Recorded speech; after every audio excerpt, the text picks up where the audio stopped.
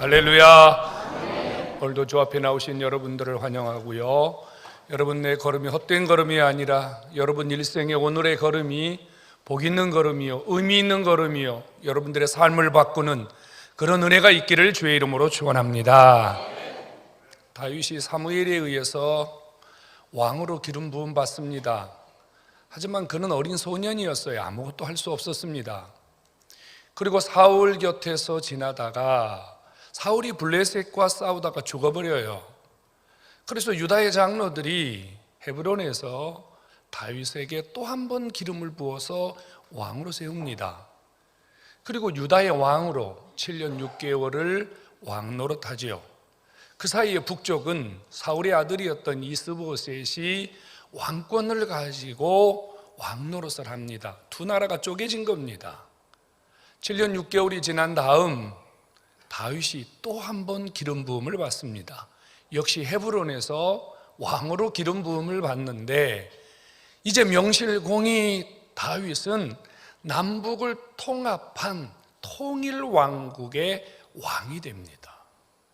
그리고 이제 33년 동안 다윗은 하나님의 특별한 은혜 속에서 정치를 하게 되죠. 하나님의 은혜를 받게 됩니다. 자, 얼마나 기쁜 순간입니까?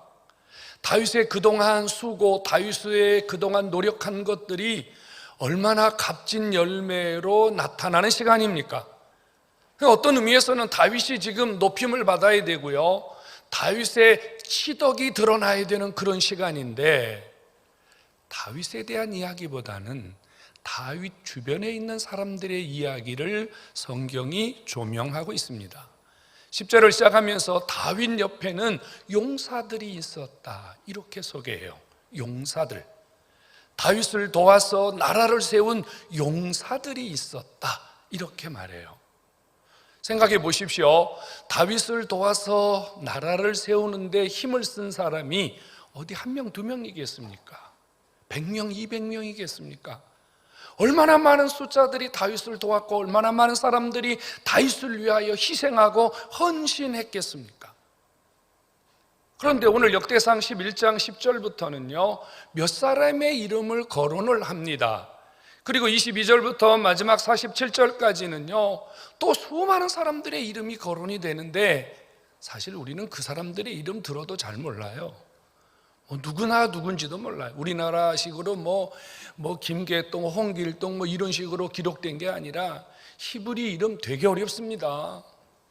우리가 솔직히 말하면 알 필요도 없고, 그 사람들이 어떤 사람인지, 누구의 가문인지, 무슨 일을 했는지 성경이 말을 하지 않고 이름만 기록하고 있기 때문에 왜 이 사람을 기록했을까? 우리는 궁금하지 않을 수 없습니다.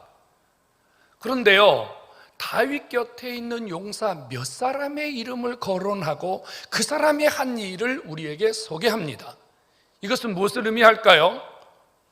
그 수많은 다윗 곁에 있는 용사들이 지금 다윗 옆에서 도운 모든 사람들 중에 여기 거론하는 몇 사람의 이름을 보고 이 사람들의 삶을 보면서 이들 모두가 어떻게 다윗을 위해서 살았는지를 우리로 하여금 알게 하려는 목적이 있었다, 그 말입니다.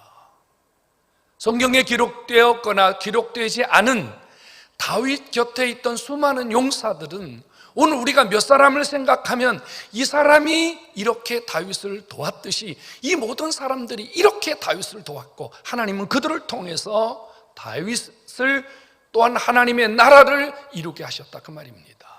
성도 여러분, 오늘 다윗의 용사들 이들을 보면서 우리들의 모습을 보고 앞으로 우리들의 삶이 어떻게 주 앞에 살아가야 될 것인지 주의 음성을 듣는 그런 은혜가 있기를 주의 이름으로 축원합니다. 한마디로 다윗 옆에 있던 다윗의 용사들은 충성된 사람들이었습니다. 충성된 사람들.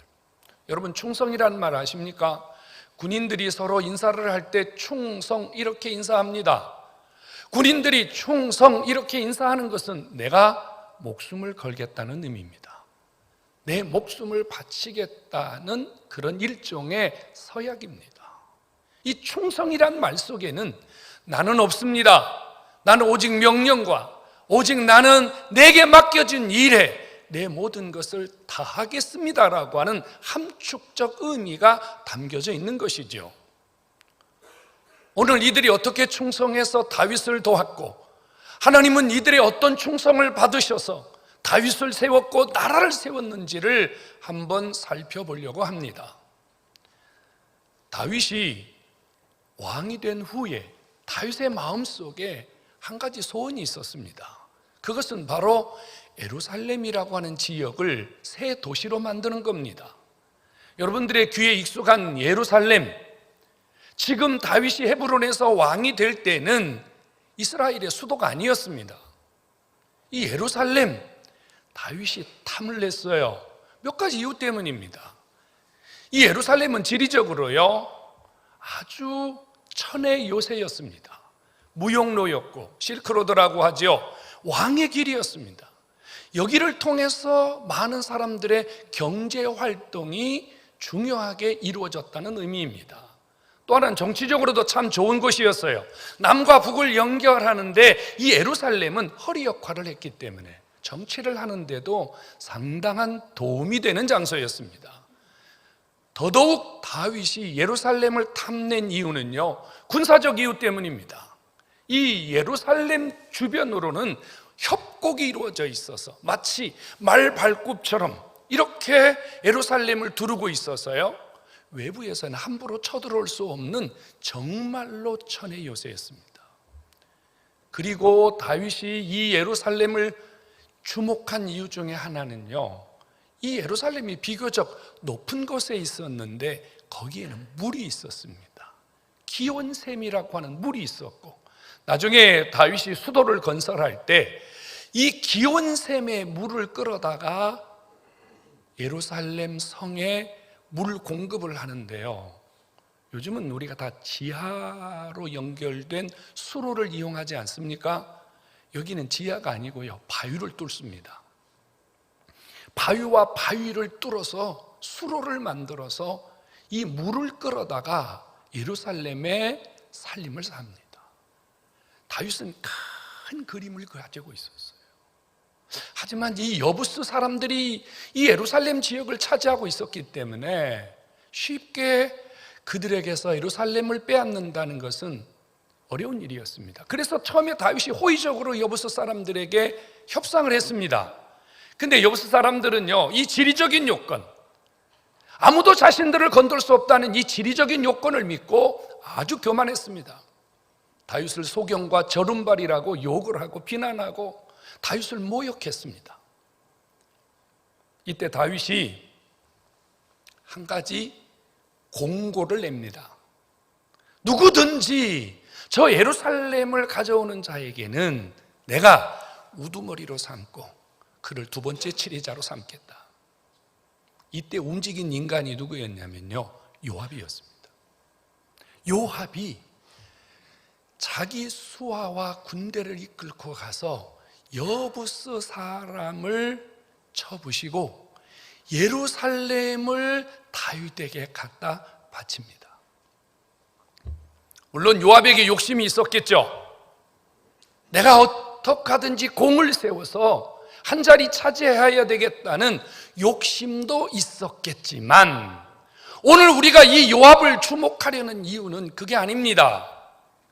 이 요압이 충성된 일꾼이었습니다. 요압이 가진 충성은 무엇입니까?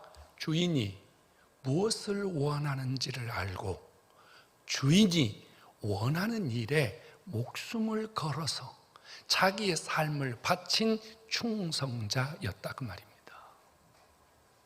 성도 여러분, 충성이 뭡니까? 내 맘대로 일하는 건 충성이 아닙니다. 내 멋대로 일하는 건 충성이 아닙니다. 충성은 주인의 마음을 알고 주인이 원하는 것을 알고 주인의 비전을 알고 주인의 의도를 알고 그 주인이 원하는 방향대로 일하는 것, 헌신하는 것, 그것을 위하여 목숨을 바치는 것, 이것이 충성입니다. 오늘 주 앞에 나오신 여러분, 주인의 마음, 주님이 원하는 것, 그것대로 충성할 줄 아는 하나님의 일꾼 되기를 주의 이름으로 축원합니다. 또 한 사람이 나오는데 엘르아살이라고 하는 사람입니다. 이 엘르아살이 있던 지역은 바스담빔이라고 하는 지역인데, 이 바스담빔 되게 유명한 장소예요. 왜 유명한 장소냐면요, 다윗이 골리앗과 싸워 이긴 장소가 바로 이 바스담빔입니다. 그래서 이 바스담빔이라고 하는 이름의 뜻은 피의 경계, 거기에서 많은 전쟁이 일어났고 많은 사람이 죽었다 이 뜻입니다. 다윗이 바스담빔에 잠시 들렀는데 사건이 하나 터졌어요. 블레셋 사람이 쳐들어온 거예요. 블레셋 사람들이 쳐들어온 이유는 뭐냐면요, 이 바스담빔 지역에는요 보리 농사가 유명했습니다. 보리가 바스담빔 들판을 꽉 채워서 식량이 이제 곧 거둘 시기가 되었을 때 블레셋 사람들이 쳐들어온 거예요. 뭐 하려고요? 보리밭 식량을 빼앗아가기 위해서입니다. 어떻게 해야 됩니까?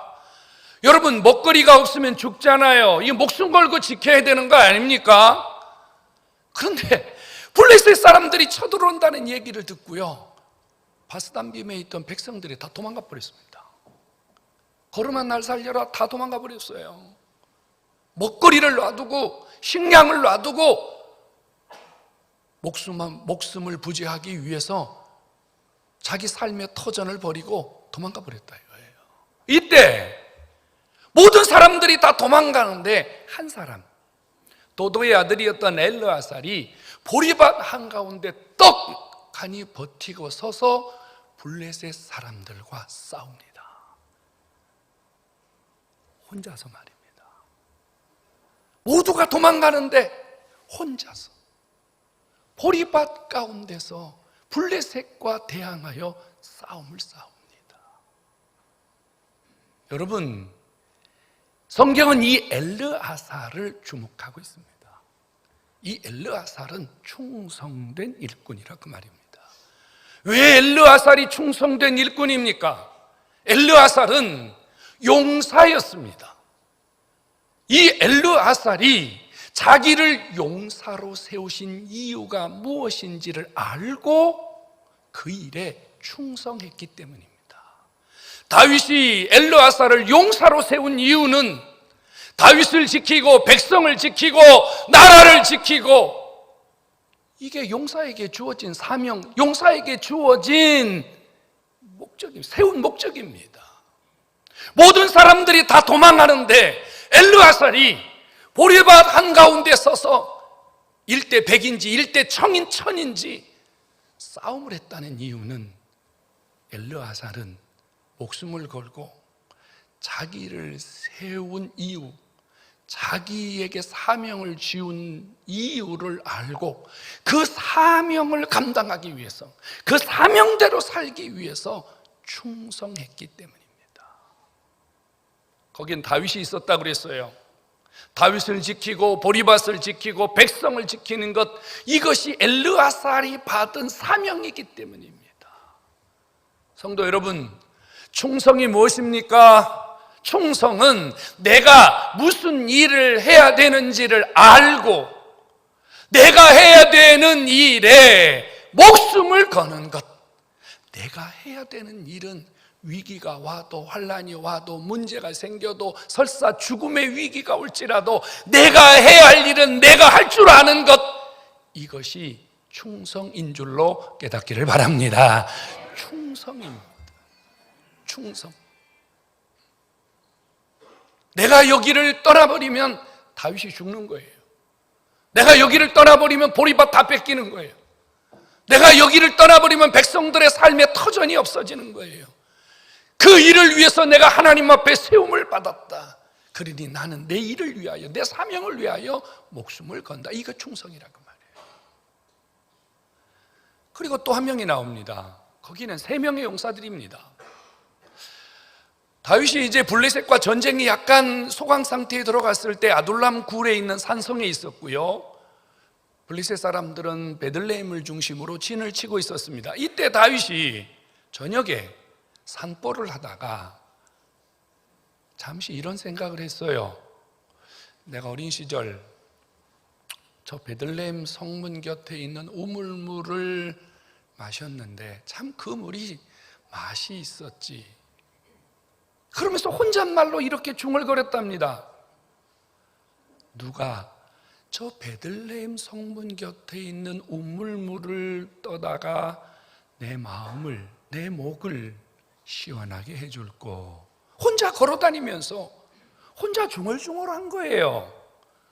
그런데 아침에 일어나 보니까요, 밥상 위에 베들레헴 성문 곁에 우물물이 도착해 있는 겁니다. 믿을 수 없는 일입니다. 깜짝 놀랄 일이죠. 지금 전쟁 중이거든요. 사연을 알아보니 야소보암, 엘르아살, 삼마 이 세 명의 용사가 다윗이 산성 위에서 산보를 하면서 중얼거리는 이야기를 듣고 우리가 가서 저 물을 떠오자. 아둘람 굴에서요 베들레헴까지 직선거리가 21km입니다. 그리고요 이렇게 도로를 따라서 길을 따라가면요 31km에서 33km 정도 된다고 합니다. 하루에 사람이 몇 킬로를 걸을 수 있을까요? 잘 몰라서 네이버 아저씨한테 물어봤어요. 그랬더니 네이버 아저씨가 답을 하더라고요. 사람이 하루에 50km 정도를 갈 수 있는데 12시간에서 13시간 정도 걸린다고 합니다. 그러면 이 오밤중에 이 세 명의 용사가 직선거리 21km 돌아가면 제대로 그 도로를 따라가면 30한 2, 3km 되는 거리를 몇 시간 동안 왕복할 수 있을까? 여러분 왕복 짧은 거리 직선거리로 42km, 도로를 포함하면 62, 3km 되는 거리를 이 세 명의 용사가 몇 시간 안에 갔다 왔을까요? 아무리 빨리 갔다 왔어도요 12시간 이상은 다녀오지 않았을까? 뭐를 위해서요? 물 한 모금을 위해서요. 여러분 성경은 이 사람들을 주목하고 있어요. 이 사람들이 충성된 사람이라고 주목하고 있어요. 충성, 뭐가 충성일까요? 아주 사소한 일이라도, 아주 보잘것없는 일이라도 내가 해야 될 일이라면 목숨을 거는 자, 이 사람이 충성된 하나님의 일꾼인 줄로 믿으시기를 축원합니다. 우리는 큰 일 좋아해요. 폼나는 일 좋아해요. 멋진 일 좋아해요. 성과가 있는 일 좋아해요. 사람들에게 박수 받는 일 좋아해요.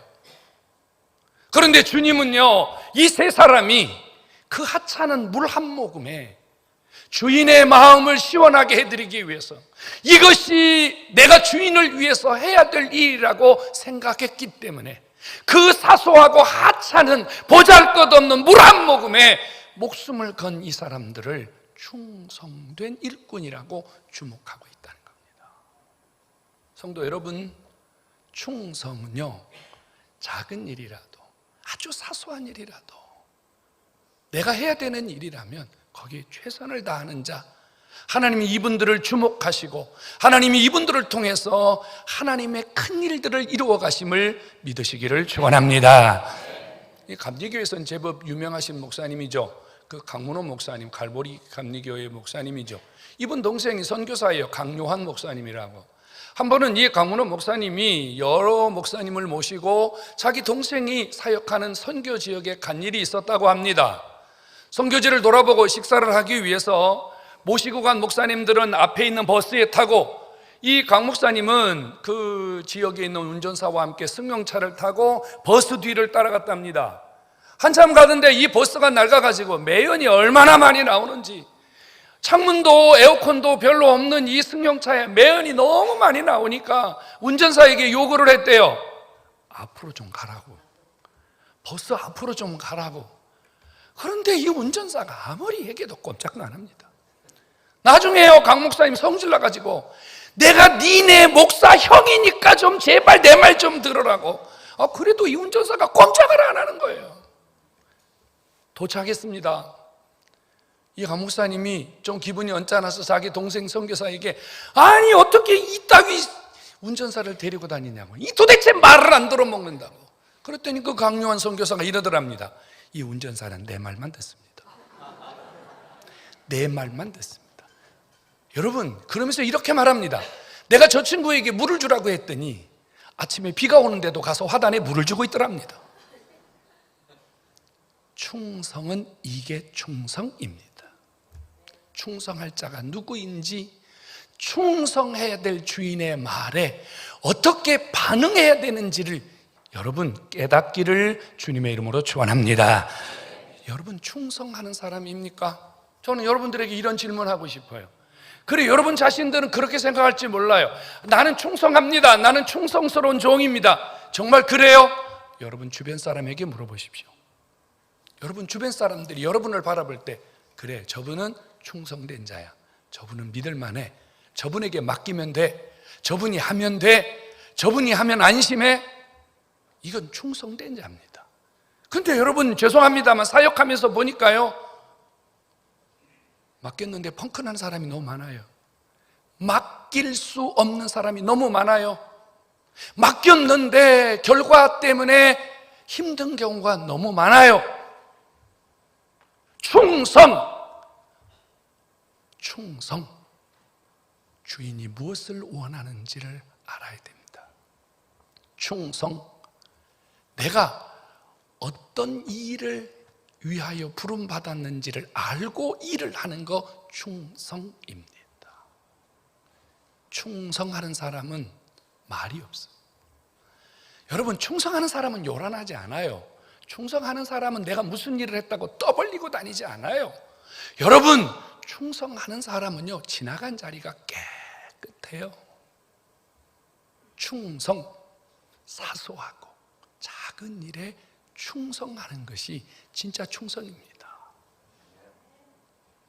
저는 개인적으로 시간 약속을 안 지키는 걸 참 힘들어합니다. 뭐 돈 없으면 안 줄 수 있어요.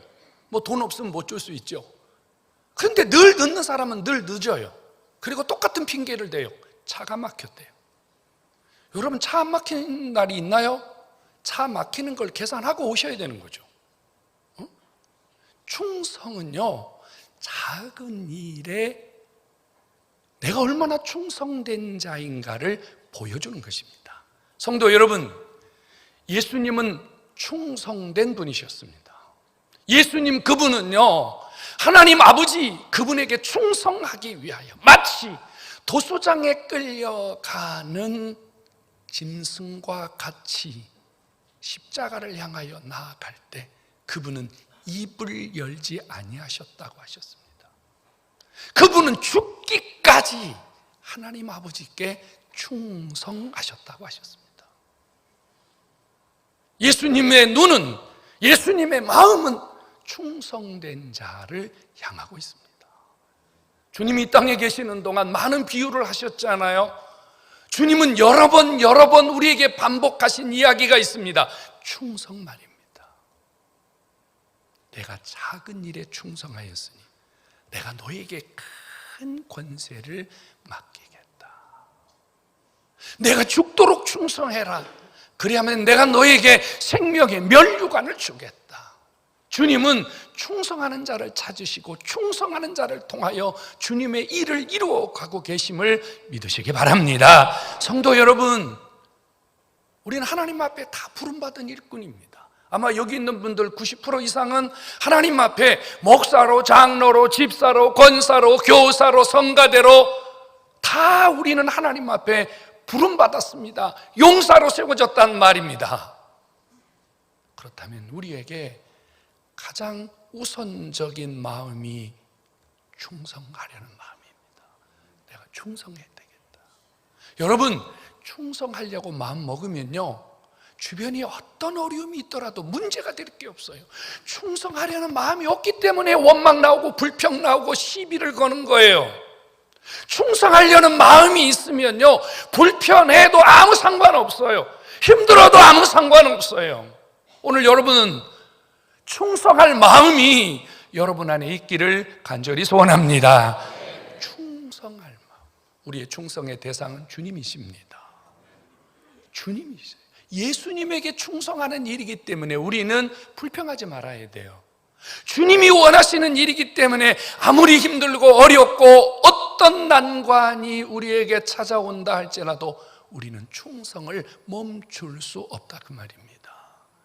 우리의 대장 되신 예수님, 우리의 사령관이신 예수님, 우리의 주인이신 예수님이 내가 충성할 대상이니 여러분 얼마나 귀한 일입니까? 나같이 부족한 죄인이 주님을 위하여 일하고 주님을 위하여 뭔가 할 수 있다는 복을 받았음이 여러분 인생의 축복인 줄로 깨닫기를 축원합니다. 여러분 충성해야 됩니다. 해야 할 일과 하지 말아야 할 일을 분별할 줄 알아야 됩니다. 충성하는 사람은 내가 해야 되는지 하지 말아야 되는 일인지를 분별해요. 죄송한 표현 하나 하겠습니다.